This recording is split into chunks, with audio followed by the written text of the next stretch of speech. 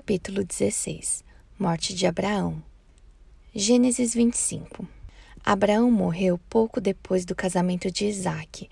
Foi tão eminente em toda espécie de virtudes que mereceu ser muito particularmente querido e favorecido por Deus. Viveu 175 anos. Isaque e Ismael, seus filhos, sepultaram-no em Hebrom, junto de Sara, sua mulher. Capítulo 17. Rebeca tem 2 filhos, Esaú e Jacó. Uma grande carestia obriga Isaque a sair do país de Canaã e ele permanece algum tempo nas terras do rei Abimeleque. Casamento de Esaú. Isaque, enganado por Jacó, outorga-lhe a bênção, julgando dá-la a Esaú. Para evitar a cólera de seu irmão, Jacó retira-se para a Mesopotâmia. Gênesis 25. Rebeca estava grávida à morte de Abraão. E de maneira tão esquisita que Isaque, temendo por ela, consultou a Deus para saber qual seria o fim daquela estranha gravidez. Deus respondeu-lhe que ela teria 2 filhos, dos quais sairiam 2 povos, que teriam deles os nomes e a origem. O mais novo, porém, seria o mais poderoso. Viu-se, pouco tempo depois, o efeito dessa predição. Rebeca teve gêmeos, sendo o mais velho todo coberto de pelos, e o mais novo segurava-lhe o calcanhar quando vieram à luz. O mais velho chamou-se Esaú, por causa dos pelos que apresentava ao nascer, e Isaque tinha por ele afeto particular. O mais novo foi chamado Jacó, e Rebeca amava-o muito mais que ao primogênito. Gênesis 26. O país de Canaã foi nesse mesmo tempo flagelado por uma carestia extraordinária. No Egito, entretanto, reinava a abundância. Isaque resolveu ir para lá, mas Deus lhe ordenou que parasse em Gerar. Como havia grande amizade entre o rei Abimeleque e Abraão, o monarca mostrou-lhe de início muito boa vontade.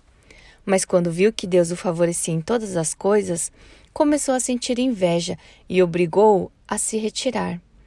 Isaque foi então para um lugar de nome Fará, isto é, um vale muito próximo de Gerar, e aí quis cavar um poço, mas os pastores de Abimeleque vieram armados para impedi-lo. Como ele não era de índole inclinada a brigas, deixou-lhes o lugar e permitiu que eles se gabassem de tê-lo obrigado, pela força, a se retirar, embora ele o tivesse feito voluntariamente.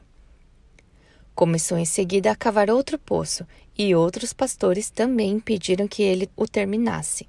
Vendo-se obstaculizado dessa maneira, resolveu com muita prudência esperar um tempo mais favorável, e este chegou bem depressa. Com permissão de Abimeleque, cavou um poço ao qual chamou Reobote, isto é, grande e espaçoso. Quanto aos 2 outros que havia começado, um chamou-se Ezeque, isto é, disputado, e o outro Stiná, isto é, inimizade. No entanto, como Deus prodigalizasse todos os dias novas bênçãos a Isaque, a sua posteridade e riqueza fez Abimeleque temer que os motivos que o filho de Abraão tinha para se queixar dele fizessem mais impressão sobre o seu espírito do que a lembrança da amizade que lhe mostrara no início e o levassem a se vingar. E não o querendo como inimigo, foi ter com ele, acompanhado somente por um dos nobres de sua corte, para renovar a aliança. Não teve dificuldade em conseguir o seu intento, porque a bondade de Isaque e a lembrança da antiga amizade desse príncipe por ele e para com Abraão fizeram-no esquecer facilmente todos os maus tratos que havia recebido. Esaú, na idade de 40 anos, desposou Ada, filha de Elon, e Olibama, filha de Zibeão, ambos príncipes dos cananeus. Não pediu permissão ao seu pai, que jamais a teria concedido, porque não aprovava que ele se aliasse a estrangeiros. No entanto, como não queria aborrecer o seu filho, ordenando-lhe que devolvesse as 2 mulheres, Isaque suportou-o, sem nada dizer. Gênesis 27. Homem justo e acabrunhado pela velhice, Isaque havia também perdido a visão. Um dia, mandou chamar Esaú e disse-lhe que, não podendo mais ver a claridade do dia, nem servir a Deus com todo esmero, como sempre o fizera, queria, antes de morrer, dar-lhe a sua bênção. Disse-lhe que fosse à caça, trouxesse o que apanhasse para ele, Isaque, comer, e em seguida rogaria a Deus que fosse sempre o seu protetor, pois não via melhor maneira de empregar o pouco de tempo que lhe restava de vida. Esaú partiu logo para executar a ordem. No entanto, Rebeca, que desejava a bênção de Deus sobre o irmão dele e não sobre ele, embora não fosse essa a intenção de seu pai, disse a Jacó que matasse um cabrito e o preparasse. Ele obedeceu, e quando a refeição ficou pronta, cobriu os braços e as pernas com a pele de cabrito, a fim de que Isaque, ao tocá-lo, o tomasse por Esaú. Como eram gêmeos, assemelhavam-se em tudo mais.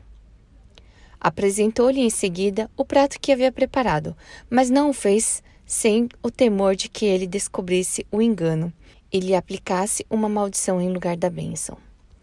Isaque falou com ele e notou nas suas respostas certa diferença na voz. Jacó, então, aproximou o braço e Isaque, depois de havê-lo tocado, disse-lhe, abre aspas, vossa voz, meu filho, parece-me a de Jacó, mas este pelo que sinto em vosso braço me faz crer que sois Esaú. Fecha aspas.